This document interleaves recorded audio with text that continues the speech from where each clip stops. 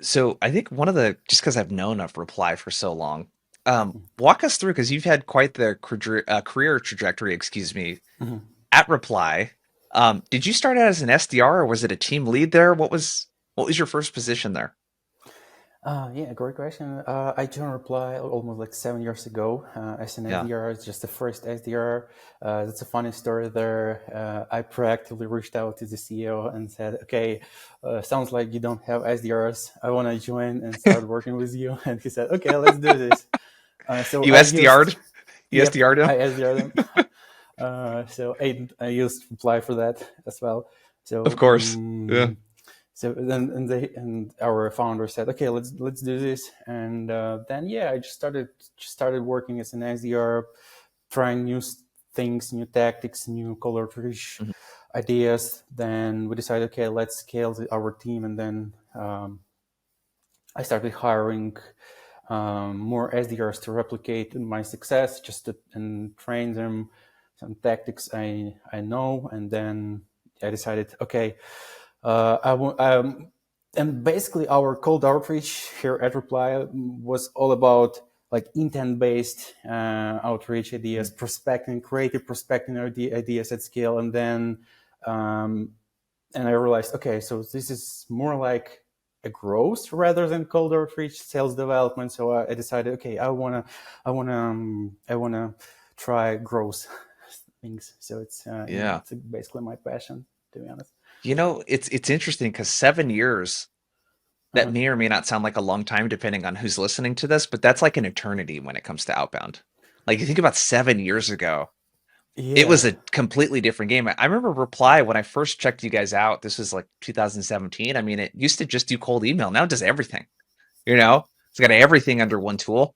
Um, let's talk about how many. Do you know how many emails? Like how many emails are sent from like through Reply on a monthly basis? Oh, through monthly basis, it's like millions of them. It's like a few million per Wow, day. So it's a few massive million per amount. day. Yeah.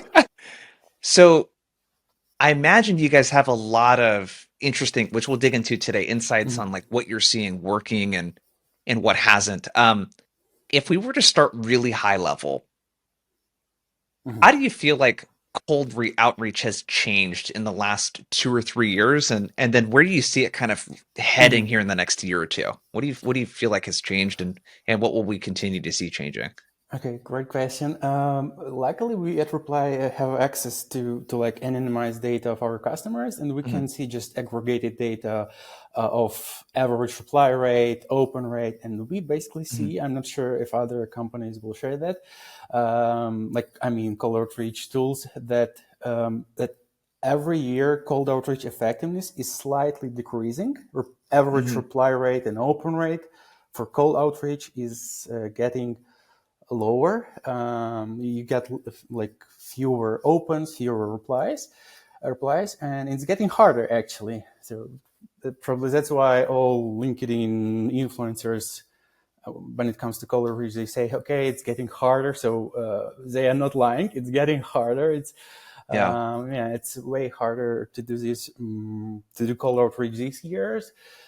And um, so it sounds like that when it comes to cold outreach, we need to be more creative. We need to like try new tactics. We need to implement some. We need to become more creative. Like I mean, mhm, everyone who uses cold outreach software need to try new tactics.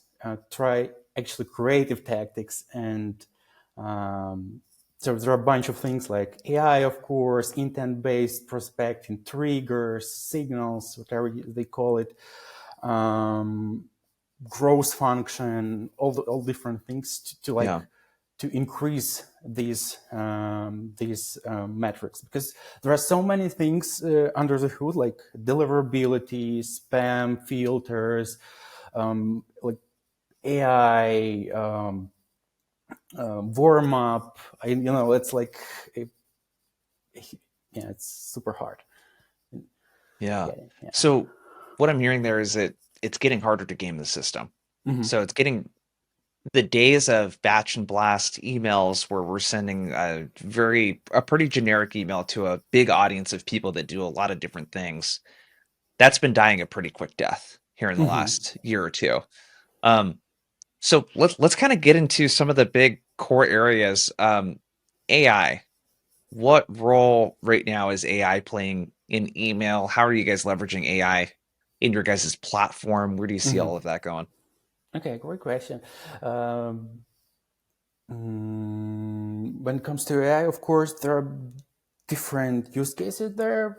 And when it comes to cold outreach specifically, it sounds like that, as you said, like there is an interesting trend, by the way, that they can send thousands of emails. They still can get opens, like maybe 60% open rate, Hmm. but they get like maybe 2% Hmm. reply rate. So they still can get through their inbox, but there is no reply actually on the other side. So they're not so prospects. They are more educated than ever before, and they get your email, but well, it's not relevant. Maybe it's bad timing, etc. So they don't reply back. Yeah. So it sounds like AI could help maybe somehow adjust these generic copies to their like vertical industry, to their persona, just some basic things. They can use ChatGPT and say, okay, here's an email template for you.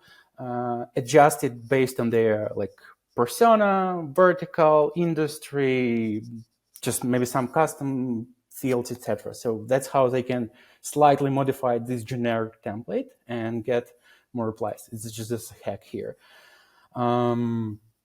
See AI to generate slightly unique, slightly better email copies. Then, of course, things to generate personalized icebreakers, open liners, or how whatever they call it.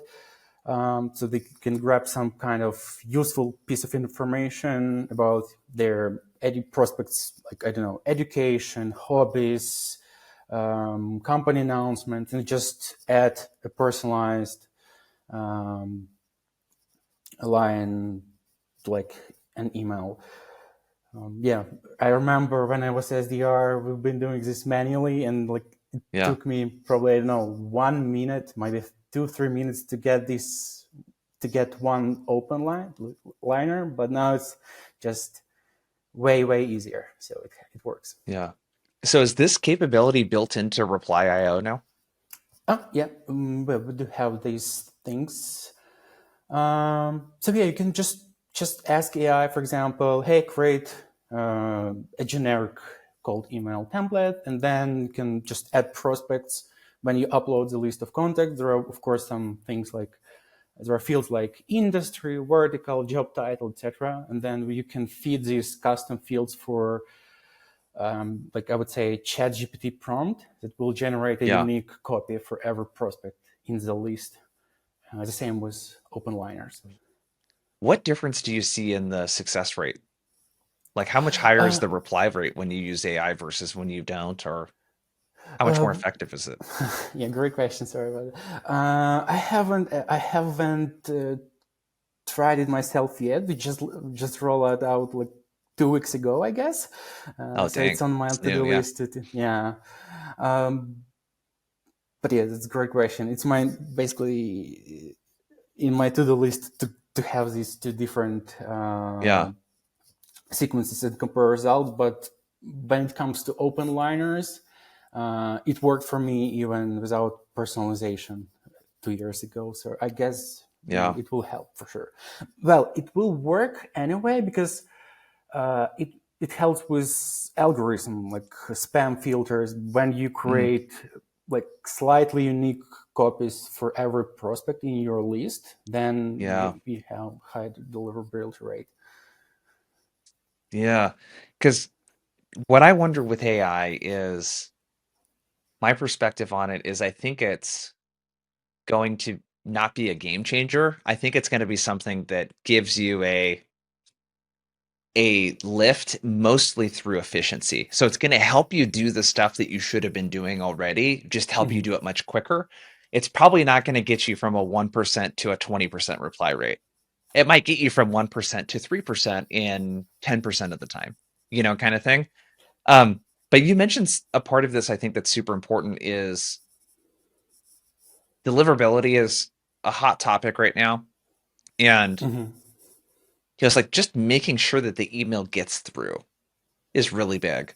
So there was a recent update you had mentioned because people were freaking out for a little while with Mm-hmm. Gmail and Yahoo announcing that, hey, we're going to throttle and send to spam if your organization sends more than 5,000 emails outgoing per day into Gmail accounts, like they'll start getting sent to spam, etc.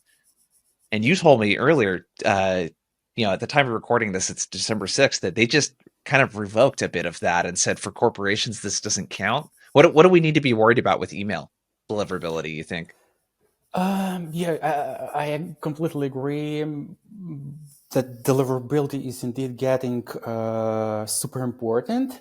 Um, well, it was important like for I think for more than 2 years now. Uh, yeah, so when it comes to deliverability, of course, probably they maybe it was from the very beginning how Google and Yahoo had all these things in mind, but probably they just clarified for everyone in their announcement, in their FAQs, because to be honest, there were probably hundreds or thousands of messages in private Slack channels about deliverability. So they started pushing like Google support team to figure out what's going on, and probably they just clarify things or not. I'm Yeah. not sure about that. But when it comes to deliverability nowadays, sounds like yeah they don't want us to send lots of cold emails to personal Gmails, personal accounts. Probably this will hurt recruiting cold outreach for this specific use case, right? And of course, I think first of all, it's just to protect Gmail users because they had another update when it comes to phishing, to spam. They introduced some kind of AI in Gmail. So it sounds like it's a bunch of different activities, Google activities to protect Gmail users. So when it comes to corporate cold outreach, sounds like it remains the same.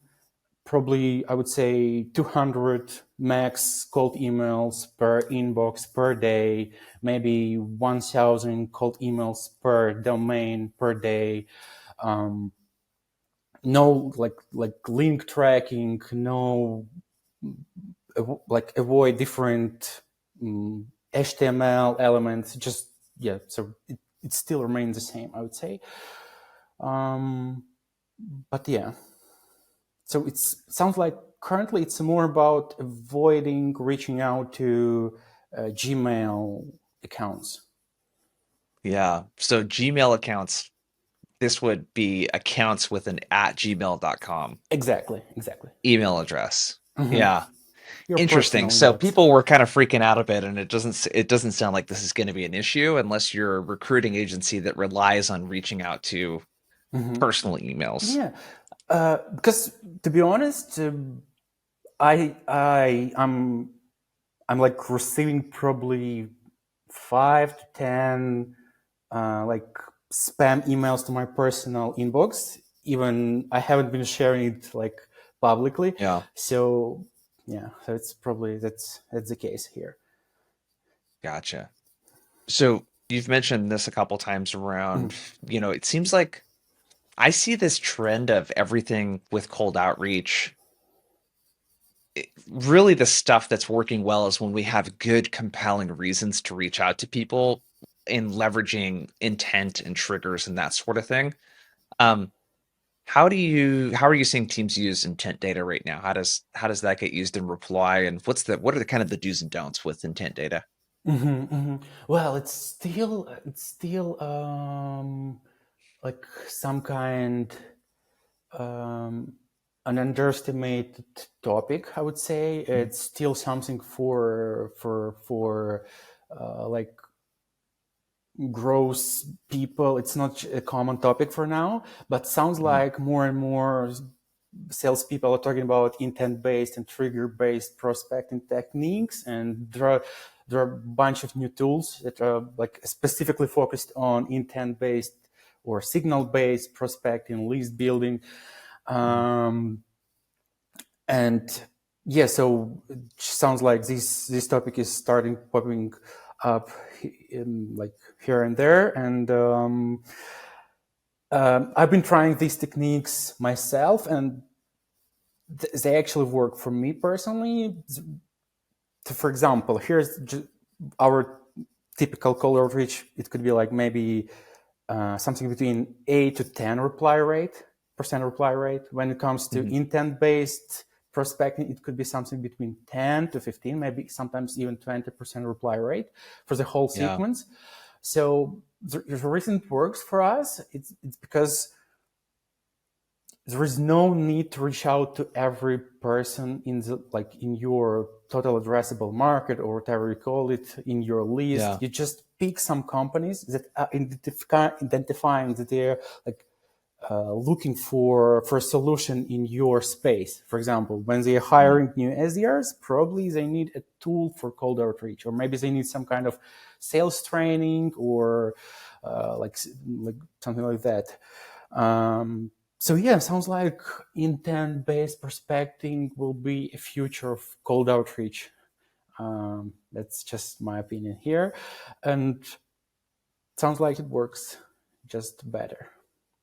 Yeah. So essentially, what you're seeing is if you're able to effectively do it, you could have two, three times the reply rate to your emails if you reach out to people when there's a timely event. And I think that what's really important about what you said there too is that this is really hard for the individual rep, because the individual rep, they have their Mm-hmm. territory. And I think one of the exercises that you can do is, yeah, if you have 50 accounts, 100, 300 accounts, whatever it is, which one of these are exhibiting signs of behavior, whether through in triggers or intent, that they're more likely to buy. And essentially treating your sales pipeline and thinking of it less as a pipeline and more like a martini glass, where we Mm-hmm. have these prospects here at the top of the funnel. How can we narrow down the focus and go deeper on fewer deals, fewer accounts that are more willing to engage? And that's essentially, if I had to create like the theme word, I feel like for outbound in 2024 is prioritization. It's outbound gets harder and harder and harder, like you said. It's a shit ton of effort. Like it's a lot of calls, it's a lot of emails, it's a lot of LinkedIn touches, and that number is going to continue going up every year to get a meeting. So now Mm-hmm. it's a game of if I'm going to exert that level of effort, let's make sure that I'm putting it in the right place, that it's pointed in the right direction. Is that sort of your analysis too when you kind of look at it, that's kind of where outbound is heading? Is it's still a fruitful activity, but it's got to be more laser focused now. Yeah, that's probably that's right assessment. I would say the right observation here, but probably there are like two different sub trends. I would say here. For example, when it comes to smaller deals for SMBs mid market, they close maybe like 5 to 10K ACV deals. So they are focused on like they still need like a huge amount of cold outreach. So when we combine this huge amount of cold outreach, smaller deals, and outbound and intent based prospecting, we need like a new function which is currently called something like gross outbound reps or gross Mm, outbound ops. So these people can like basically connect different APIs, different tools, build build like the system behind intent data and just feed all those data points to sales engagement platform. So I would definitely recommend to check out um, like a growth leader at Pigment. It's a SaaS company, and they have no SDRs, but they still do like tons of cold emails. So and their cold outreach is built like by their growth team, like outbound growth reps. When it comes to probably mid-size enterprise deals, I would say you're right. intent data in this case is called prioritization, I would say. So intent data Yeah. helps you prioritize your accounts and just reach out to them. And basically, why intent data is good? Because you can use this data as reason for outreach. So you can specify those signals in your cold emails or cold or LinkedIn touches, etc. So you can say, hey, the reason for my outreach is I noticed that you're hiring new SDR. So you can use Yep. synthetic data as a reason for outreach. And definitely that's a great, I would say, phrase to call it prioritization. Yeah, prioritization. And most of the folks listening to this are going to fit into that mid-market and Mm. enterprise, kind of game. So it's really just, especially it accelerates when you're trying to get a hold of an executive in a Fortune 1000 company or Fortune 5000 even. Mm-hmm. These are people that are getting hit up a lot. So to stick out, it just requires more effort to do because so many people are doing it. Um, let's shift gears a bit. So Mm-hmm. if we start to think about, let's talk about the future of the SDR role. So one of the things I think that we saw a lot of in tech specifically is 2021 was really hot, right? That was like a really awesome year for a lot of people. People were buying. The world was really great for software companies in I agree. 2021. And Yeah. then we started to experience this bubble 2022 and into 2023 where things started to stabilize a bit.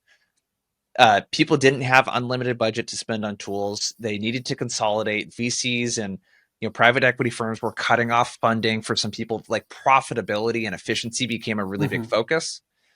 And where I started to get really interested in this was, what does that mean for SDR? So in other words, are account executives going to be required to do more prospecting and do more outbound and self-source more pipeline?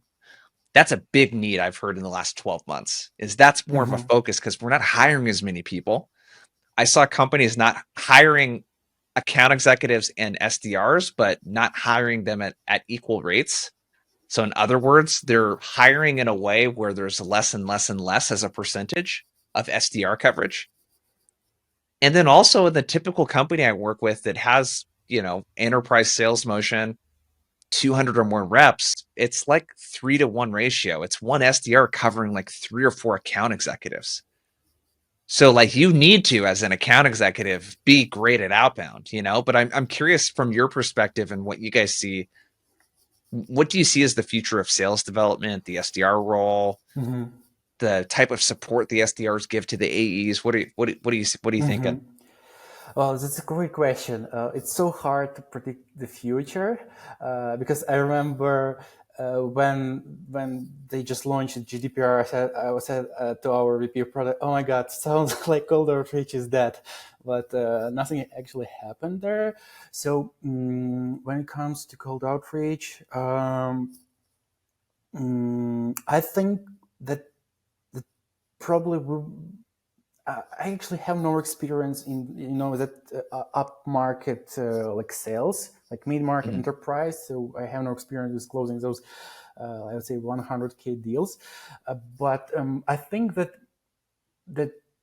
a trend here is that we will have like full cycle sales again, probably, but Yeah. they will be like um, embedded with AI sales agents. That Hmm. probably is it going to be some kind of AI tools that they. It's going to be like maybe just like a command bar in an application, like I don't know, sales engagement tool or CRM, saying, grab me the list of like 100 accounts that are currently like just some kind of intent data. Then you get this list of accounts, and then and like an account executive or full cycle sales rep can say, okay, now find me contacts that match my ICP, and create a sequence for them or cold email template for them, and then reach out to them. And that's how these full cycle AEs or salespeople will get meetings. So I think the future is AI sales agents like AI SDRs, AI account executives, or I don't know, whatever they call it. They just, but yeah, that's the future, I think. But for the next few years, it's definitely intent data, prioritization. That's something that will help AEs book Yeah. those additional meetings. So you see a future where the AE and SDR role is automated with AI. Uh, um, well, maybe I'm over optimistic, but I think yeah, that in the Really? future, Yeah. yeah, I think it's going to be automated because data is getting cheaper. Like Mm, remember times when you had to buy tools for like a data tool for 10K or 20K per year. Now you can yeah. buy it just for 1K per year or maybe $100 per month, for example. Yeah. It's pretty crazy. So data is getting cheaper, and now you can feed this data to AI tools, Hmm. and it's getting way easier to generate somewhat personalized emails based on that data uh, for like for real sales people. So there is no need probably for like SDRs and AEs, or maybe we will have just again full cycle salespeople. This is just my thoughts again. Yeah. Because I think it depends on for SMB and for stuff that's pretty transactional, I could see the need for an SDR to disappear. Where it's like, hey, Exactly. if the SDR is only sending out mass blast emails and calling the occasional person, like that could be easily replaced. Agree. But in terms of like mid-market enterprise, It's gonna be it's longer. tough. I mean, I can't see a world right now, and who knows, it could change where AI cold calls you, Vlad, and has a conversation with you. Like, I Yeah. wonder what that. There's going to be a lot. There's got to be a lot of regulation. They're probably going to have to Yeah. announce that it's AI.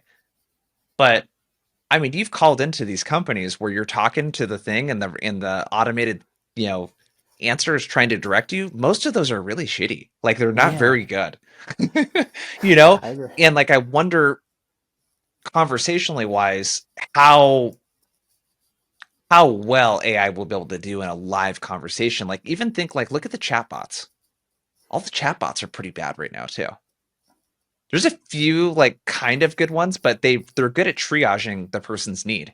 Once it gets to a certain difficulty level, they say, "Hey, wait Yep. just a second. We'll connect you with the next agent," and they connect you live. So I'm not quite as bullish on this Yeah, as I agree. I as agree you are. on this I one. just I don't I just wonder if that's ever even going to happen in our lifetime, Mhm. where I could talk to AI and have a conversation and like be like, "Oh shit, oh that's right, I'm talking to AI right now." Yeah. That's going Yeah. to be scary when that I happens. I agree. Yeah, I agree with you. Yeah. So probably when it comes to mid-market enterprise, it will take longer, but I agree. Yeah, I agree with you. But yeah, that's yeah, you're right here. Yeah. It'll Um, take longer. It'll take longer. no, definitely. No. Mhm. Go ahead. Yeah, I think yeah, probably when it comes to AI cold calls, probably they will prohibit it or something because it's Mhm. some kind of spam, probably. So we still need a real human to reach out via Yeah. a cold call. Yeah, I think where I kind of look at it like this, like the general business advice for hiring when you're growing a small business like mine. It's like the first couple hires is you take the lowest value tasks, which is usually the opposite thinking. If you're someone like me, what you're thinking about is how do I hire a salesperson? Because a salesperson will bring in revenue. How do I hire a marketer? Because they'll Mhm. bring in revenue. What you don't think about is what tasks do I do as a business owner on a daily basis that you could pay someone $10 an hour to do in the Philippines or India? Like, what Mhm. could you outsource that's not worth your time to do? So instead of starting high on the value chain, you start low. And I think with AI, the mistake that people are making is that they're starting high in too high in the value chain. You're trying to replace the things that only humans can do, that only humans are Ah, good at. versus starting on the low end. Like I think the biggest opportunity is honestly, and they're already starting to do this. There's a couple tools, I'm forgetting the name, but dude, just finding good data. Like, can I type into a search box and say, Vlad, I'm trying to reach VPs of sales in SaaS companies that are Mhm. 100 to 500 employees that have a sales team under 50, but more than 10 reps. Build me that list. Like AI is going to get really close. It already does this to a degree. It's not quite that conversational how I did it, but that to me is something that's going to happen in the next 12 months to For where sure. you have list building that just takes so long and it's so tedious when Yeah, you have a web scraper that could easily go through and because to figure out the size of the sales team, it's like that's just going on LinkedIn and doing a couple searches. That should be able to be automated right there. for sure. So I don't know. That's the stuff I'm bullish on is like I think the research time, the account selection, whether something is a good fit, whether particular words or phrases are mentioned on their website or LinkedIn profile. I think that's where AI is going to make a huge dent is in the busy work of selling. Yeah, I completely agree with you, and it's probably right tactic for all these tools to to, to like to build their MVPs. And sounds like there are already a few tools that can like find you prospects just based on typing your ICP, and then just you have the list. And I agree that list cleaning, oh well, that's so hard. I remember this time when Yeah. you have to clean everything like incorporated LTDs. Now it's way easier with just one ChatGPT prompt to remove all these um, like inks, LTDs, etc. Yeah. Yeah, list cleaning for sure, list building, finding similar accounts to your ICPs, finding relevant contacts, yeah, probably even sequences, templates, cold outreach, yeah, maybe sometimes even cold calling scripts. I think it's also an option here. Yeah. Well, just like little stuff too, like Orem's, one of the tools they're a sponsor and I recommend their tool a lot is, if it's going to auto dial through, like what would be really nice is, when it dials someone, if it could automatically open up their LinkedIn profile, not just show the link so you have to click on it, if it could automatically pull things up, for you. I think we're getting really close to stuff like that happening though. Um, and Gong's already kind of working on this stuff, SalesLoft as well, where it kind of suggests the next move for you Mm-hmm. in the sales cycle. So, hey, your deal is single threaded. You haven't talked to these typical roles that you would normally talk to. I think where it hasn't quite gotten yet is we suggest that you speak with this specific person and this person. Here's their email address and phone number. Um, getting really specific and very prescriptive with the advice. Here's an email template that you can use to get started. They're starting to put out Mm-hmm. some good stuff like that, which is cool because it bridges the gap between like what I teach, sales training, like the tactics of what to do with like knowing when to do them, you know? So I think a lot of that stuff is going to be like, you know, hey, we noticed that these accounts have this intent score. We suggest that you reach out to these people, click a button, and it gets the sequence started for you. You know what I mean? At least so you can start customizing it. Yeah. But I think we're getting pretty close to that type of stuff. Yeah, I think yeah, this is a great suggestion. I think that like lots of product teams are already thinking about how to build this, how to make it like Yeah. how to make it actionable and useful for salespeople, just to like naturally add to their workflows because it will disrupt their workflows. It's just how to build this all those features and make account executives more effective. Because probably it's way harder Yep. than they think because we internally at Reply are talking about just like sales co-pilots. They send you suggestions, list of like a feed of Yeah. suggestions, like account engaged accounts or engaged prospects. So it's kind of harder than they think. And again, an interesting probably use case for AI here is just sales coaching. Probably I think Yeah. playbooks. Yeah, it's also interesting topic. When it comes to tools and products, probably sales training is most underestimated category Yeah. out there. I haven't seen No, lots of totally. tools there, just for some Yeah, reason. yeah, it's yeah, they're starting to develop some stuff, but I think the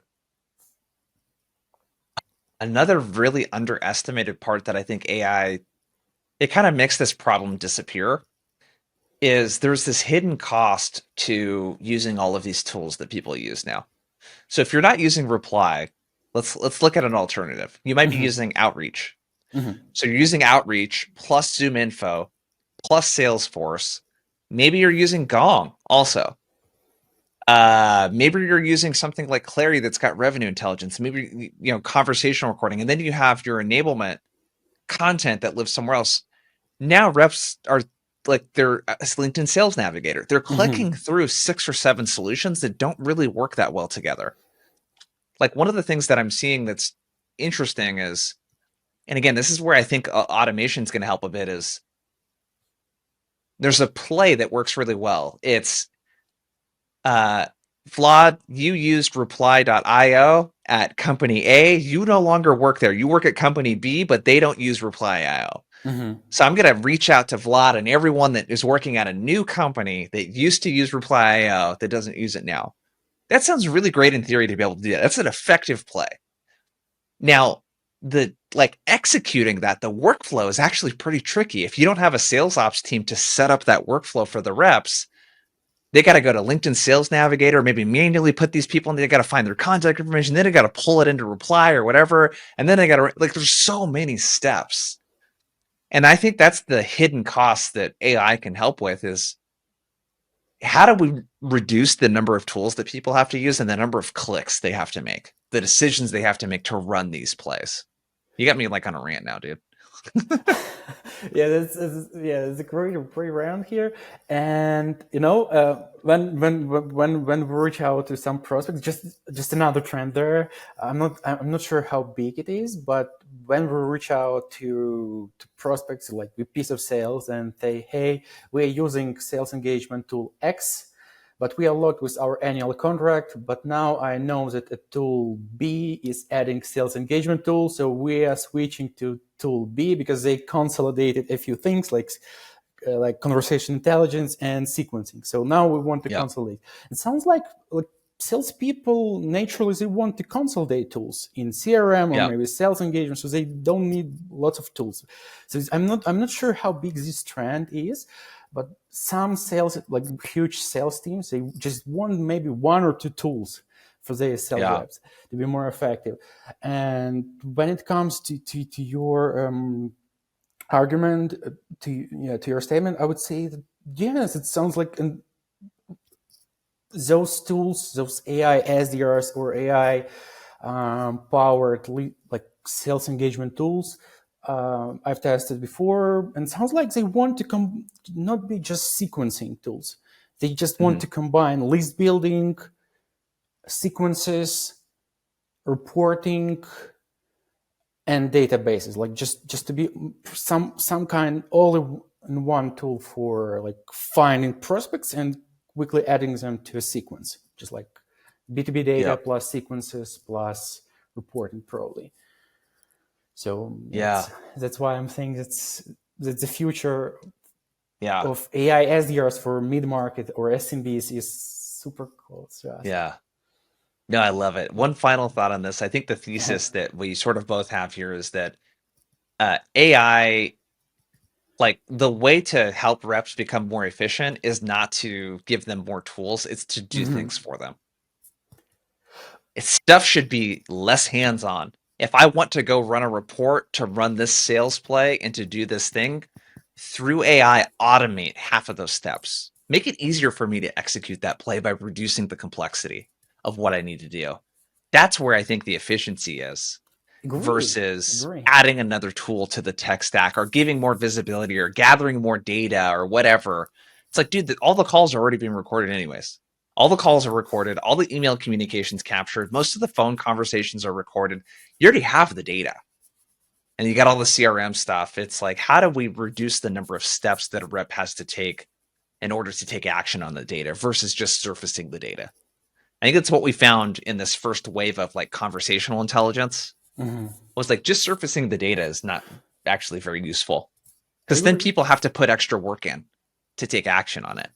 I agree. I agree. I Yeah. remember when I was SDR to book meetings, I needed just three tools, just like Yeah. sequencing, email finder, and LinkedIn. And then Yeah. there's probably some kind of creativity, or maybe just Yeah. following Jason for grabbing some kind of Yeah. like tactics, insights on prospecting. So yeah, I agree. The less, the better in Yeah. this case. No, totally. Well, this is Yeah. a great conversation, Vlad. Where can people go to connect with you, learn more about Reply.io, all of that kind of stuff before you take off? Yeah, they can connect with me on LinkedIn. I'm pretty active there. Yeah, LinkedIn probably the best place. Super happy to connect with salespeople, SDRs. Um, and yeah, that's probably the best place. Yeah, go check out Reply.io, and I want to let everyone know Vlad, he hopped on a call today, and I think it's 10:50 in the evening for you right now. So props to you, dude, for coming on and staying late here. All good. So thanks for checking out the podcast, everyone. Go to uh, Spotify, Apple Podcasts, wherever you listen to the show. Make sure to leave us a review. We'd really appreciate it. And we'll see you guys later.